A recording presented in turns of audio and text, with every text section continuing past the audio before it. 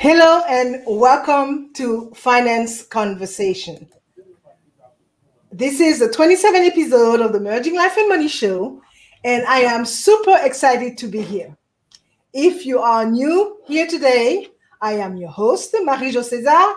I helped professional women acquire and apply the relevant financial skill and knowledge they need to take control of their money, manage their finances, and understand that they can live their best life with the money they have. Thank you for joining in today. If you are watching the replay, make sure to type #replay in the chat and leave me some comments and questions. Welcome, welcome, and welcome. I come to you live every Thursday at 5 p.m. Pacific Standard Time to share valuable information about how to achieve financial wellness and live your life with means and meaning. Today, we are going to talk about a very important topic that affects most women. How do you manage it all? Motherhood, family, and career.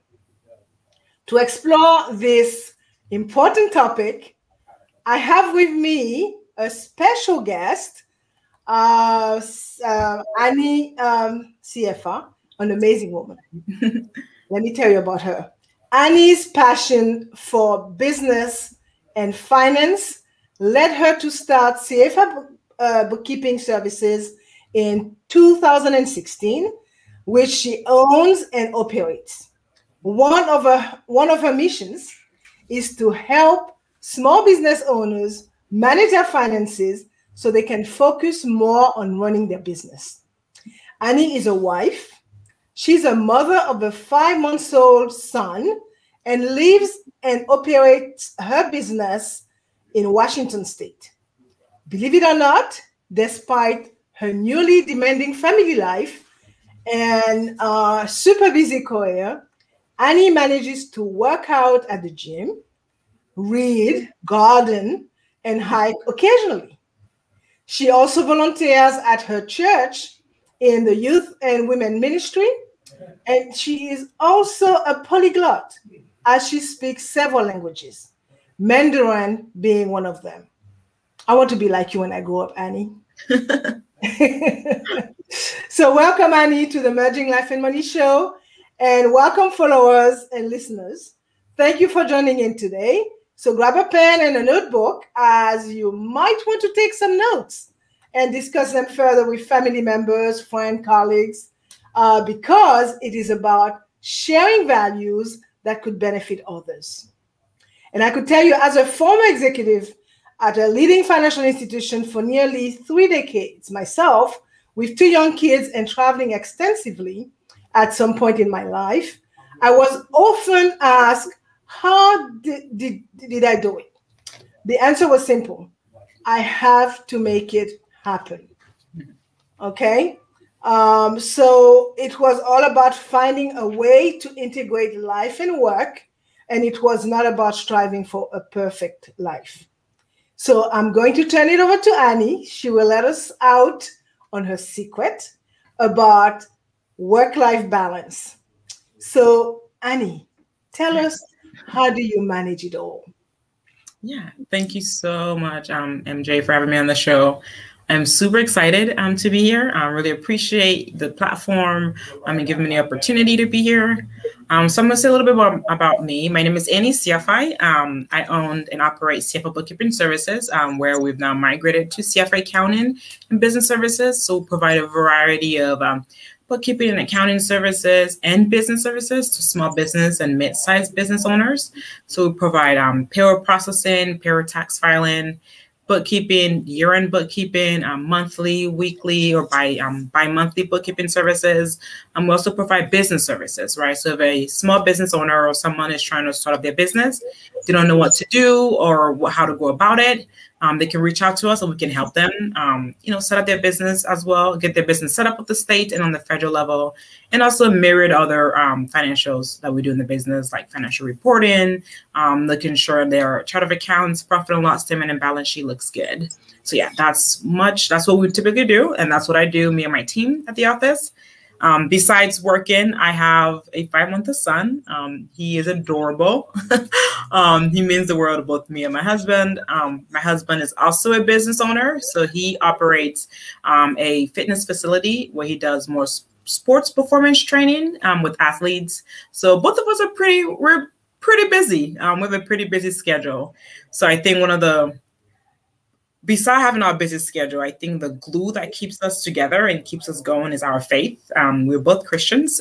We love the Lord and we follow Jesus Christ. And just having that faith and having that belief really helps centers us. So it helps draws us back into how to manage your time, right? How to set times apart. So for me, because my little guy wakes up, sometimes he goes to bed late, sometimes he wakes up early. So try to carve out that time, especially in the morning time. That's extremely important. So I carve out morning time. I try to wake up a little bit early to pray, to read, just to worship, and just get that my environment and get the atmosphere. I call it the atmosphere, shift the atmosphere. Whenever I do that, I always know that I have my day may not be perfect, but about 95% of the time, it goes pretty smoothly. Even when hiccups comes and unexpected things come, I just, okay, Lord, it's going to be a little bit different today, but how can I recharge? How can I go back in the closet, take a deep breath and go at it again? Especially with the 5-month-old baby, it can be a lot. Oh my God. So you are, I would say, the CEO, the chief executive of your business, based on what you said. So how do you achieve success at work? Yeah. So I think for me, what I call success is how do I define success, right? So my goal being at work is how do I make my employee want to come to work, right? So I always said, people don't leave jobs. People don't just leave jobs, they leave bosses, right? So how do I achieve success at work is how do I make my employee feel like they're a part of a team? How do I make them feel welcome? How do I make them feel that they can come into a place and just be opened? So that's for me, that's why I could define as success, because if my team, if they are happy, they feel like they're part of a team and they feel like in their place that the respect, the boss respect them and admire them and as well as appreciate them, that for me is success. So if I make my team feel respected and admired, it always produces good results at work. So that's how I define success at my work. Just making sure my employees enjoy where they're working at and basically just tell them I appreciate them. So how many employees do you have? So currently we have 2 full-time bookkeepers. We have a part-time accounting assistant and we have an operation. So about 4. So you have to deal with all these lives. And so how do you do it? I mean, I understand the way that business works. Mm-hmm. But being the owner of your business, tell me, how do you cope with, they are people, they are persons, so they have issues as well, and they are quintessential to the success of your business. Mm-hmm. So what is your approach with your employees? Yeah, so my approach is, my husband always says this, my husband's kind of, I call him he's my advisor. I always go to him when I need advice because he just has so much wisdom. He always say, make sure you're sensitive to people's emotion, right? Make sure you're sensitive and make sure you're aware of people's emotion, because sometimes it's easy to be, especially as a business owner, you can get caught up in the everyday business. So how I approach it is I try to make sure I'm always aware of how my employees are feeling. I'm always aware of their emotions, right? So let's just say, like I have one of my employees will be like, hey, something emergency happened today. Is it possible for me to leave a little bit early? I'm a mom. I think yesterday one of my employees was like, hey, I have a kid work. I know we have to finish this task and we have a deadline, but I have a kid trouble and I have to go do something. I'm a mom. I'm like, I totally understand. Go and I'll take cover. So that may be me putting in extra hours, or maybe instead of me going to bed at 10 p.m., maybe me going to bed a little bit around 11 p.m. That's fine, right? But the fact that my husband always say, make sure you're sensitive to people's emotions and also sensitive to people's need. So if your employee knows that you genuinely care about them and care about their families and care about their life outside of work, they will trust you. Not only will they trust you, but also they will pour out into your business, right? Because they will feel like I'm at a place that they actually care for me. So I think that for me, the goal is just being aware and being sensitive to my employees' emotions and sensitive to, taking into consideration their family and actually genuinely caring about their family and getting to know them and their family. Great. Now that we talk about the business and the success of the business, you are also the chief operating officer of the household. So how do you cope with being a working mom? I think how I cope primarily is my husband and I were a partner. We call ourselves a partner in life. So some days when it's been rough, or like he knows my season, every end of the quarter it's pretty hectic in our office because we have to get quarterly taxes done. He just know my career. So every quarter, at the end of the quarter, I get pretty busy. So basically what we do is we kind of trade off. So if okay, my wife's going to be pretty busy pulling out a lot of hours, he would do dinner, right? So we just have that communication in our household where, if I'm working a little bit late, he will get home, get the baby ready for bed, put him to sleep, make dinner, and as well as we do meal prepping too, especially with, running your household, making sure food is on the fire. So we do a large meal prep on Sundays where we prep a lot of our meal throughout the week. And if we do meal prep from Sunday all the way to Wednesdays, and Wednesday I work from home, I cook a bunch of meal again, and then that goes throughout the week. So that's how one of the things I do at a house is meal prepping. We take turns with doing house chores. Is like if I know he's going to be working pretty late, I'll do the chores. Or if he knows I'm working pretty late, he would just take over. I said a lot of it is partnership and communicating with your partner and having that great communication and as well as respect for one another. Right? I respect his work. He respect my work. We both know we're busy. So just going back and forth, trading that off, making sure that housework gets done, as well as the most important thing, baby, right? So every Saturday, I don't work on Saturdays. I don't work on Sundays. I take that time to spend time with my son. Every Sunday we have family time where we go out, we do something as a family together every Sunday. That's wonderful. Now, I cannot help it, but I have to ask, okay? When it comes to budgeting, okay, we know that women make most of the financial decisions. I don't care what they say. Okay, been there, and I know it. So, I know you are busy sorting out your clients' books, right? So, who really is in charge, or because I'm sure you are totally, I'm sure that I should say you profess what you possess. And that you have your family budget, you got the family operating expenses. So who handles all of this at home? Typically I do. So my husband, I love it. I always said, he's like, he's like, I don't know what's in their account. If you need anything, ask Annie. So I do our family budget. Every month, make a budget and I keep the budget up to date. I make sure the bills gets paid. That's what I do. I do finance. I look at numbers every day. So I'm checking and see, okay, has this bill been paid? What is our budget left? How does it, and I manage all of those. And I have an awesome husband who just lets, he's like, I know that's what you do. He's a sales guy. I'm a numbers girl. So he said, you do that and tell me, just let me know what the budget is. So that way, when I have to go spend on personal stuff, I know what the budget is for that month. So I do all the budgeting and planning for the family. Okay, so you seem to have a little thing going there, which is good, which is not always the case, because I could tell you, I've come across a lot of couples that when it comes to finance, they cannot even have a conversation. It is an argument. Okay, yeah. So that is really good to see that being in harmony and being aligned when it comes to how you handle your money. Yeah. It's so quintessential. Now, my last question for you today, Annie, is what is the secret to making it work without sacrificing your sanity, your me time, your family time, or impacting the growth of your business? That's a really good question. I think I won't say it's secret, but what really is work for both me and my husband, like I mentioned, we're both business owners. He's extremely busy and I'm extremely busy. So one of the biggest thing we prioritize is, at least for me, every morning I have to have my morning time. I want to get up. I get up early, whether I get my prayer in, I just set my day and set my atmosphere through, again, I mentioned I'm a Christian, through getting my devotion in, through praying, to, connecting with my faith. I set that in the morning and even throughout my day, right? Because trust me, when you walk out the doors, things happen.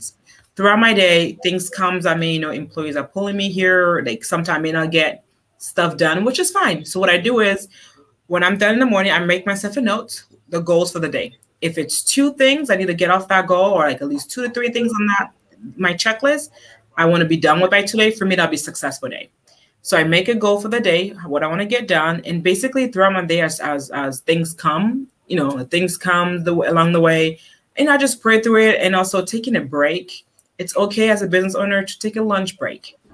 Yep. But leave the computer, leave everything, even if it's a crazy day, go outside, go walk, go breathe, take a break from work, right? That's throughout the day, every day, take a break. I also make it important to work out. So I try, even if I'm busy, I work out at my husband's gym with one of our personal trainer there. I put it down on my calendar and I show up. I said, I'm going to work out because it really helps relieve your stress working out. And at the end of the day, making sure you don't burn out.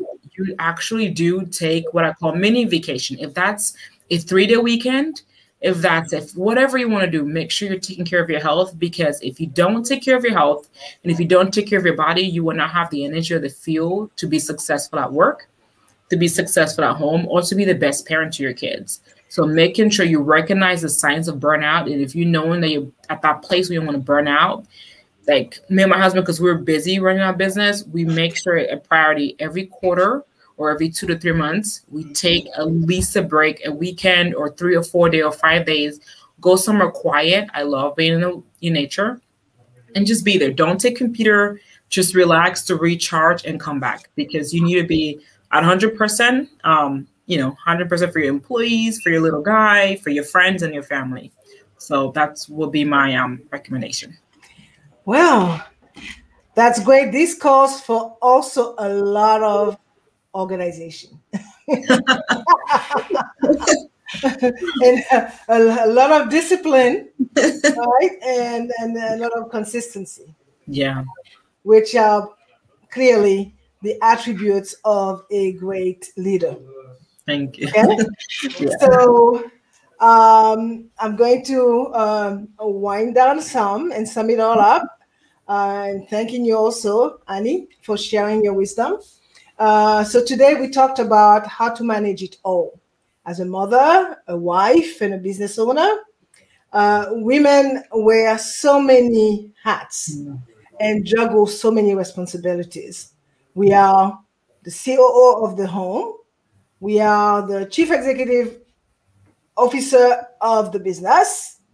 And we are the chief, I would say, human resource officer of the family.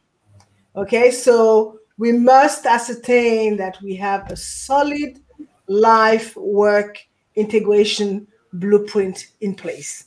And Annie, you are, through the show today, you have demonstrated that you do have that in place. So I commend you for that. I'm going to leave you listeners with these last thoughts. Mothers are so often judged for abandoning their children when returning to work full-time, whilst fathers are expected to go to work to provide for the family. Okay, so why is this sexist, I would say, stereotype still so present in our seemingly progressive society? Okay, some women don't have the option of being a stay-at-home mom, while others choose to go back to work because they don't want to give up their career. So whatever the reason, deciding to be a working woman is, You know, it's a choice that you should be admired, not judged or shamed. Okay, so if you are feeling guilty about not being with your child all the time, it is time to let it go. Yeah. Focus on the positive things that your work life is contributing to the family. Be confident that you are making the best choice for your whole family, including yourself. Okay, self-care is important. Your child will feel the extent of your love and understand your sacrifice. So, to all the busy moms out here, I would like to pause for a moment and acknowledge your awesomeness. So, as you know, I like to end the show with a quote, and today I selected one from an American author called Sharon James, and the quote reads, "Successful mothers are not the ones that have never struggled. They are the ones that never give up despite the struggles." Okay, so before I forget, Annie, tell the audience how they can contact you if they wanted to share in your wisdom. Yeah, definitely. So you can contact me through my email, which should be on the banner below. It's Annie@CFIBookkeeping.com. You can go on our Facebook, go on our Instagram page, go on our website. We have our phone numbers there, and as well as you can drop by the office. But yeah, my email address is actually on the bottom of the banner. You can go to our website and get in touch with us through there. Great.